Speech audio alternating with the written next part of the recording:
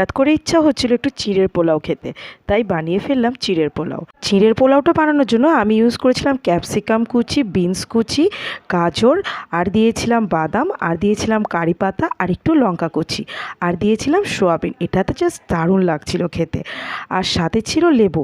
মানে এইগুলোকে আলাদা আলাদা করে সব একটু ভেজে নিতে হবে। এবারে চিড়েটাকে ভালো করে ধুয়ে নিয়ে চিড়েটাকে কিছুক্ষণ রাখতে হবে।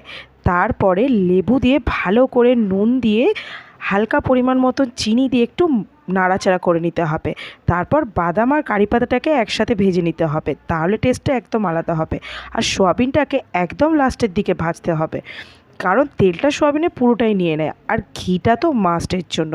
ঘিটা আর তেল দিয়ে পুরো কারি পাতা দিয়ে চিড়েটাকে ভালো করে ভেজে নিতে হবে। খুব বেশি পরিমাণ ঘি এর মধ্যে ইউজ করা যাবে না, তার কারণ চিড়েতে অতিরিক্ত ঘি হলে অসুবিধা হতে পারে।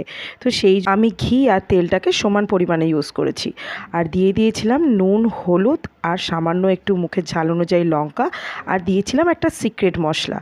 দিয়ে সব কিছু ভেজে রাখা জিনিসগুলো দিয়ে মিশিয়ে নিতে হবে চিড়ের সাথে। আর মিশিয়ে নেওয়ার পরে চিড়ে দিয়ে একটা আলাদা স্মেল আসবে। আর সামান্য মুখের সাথে চিনি লাস্টের বেলা দিয়ে চিড়ের পোলাও রেডি একদম।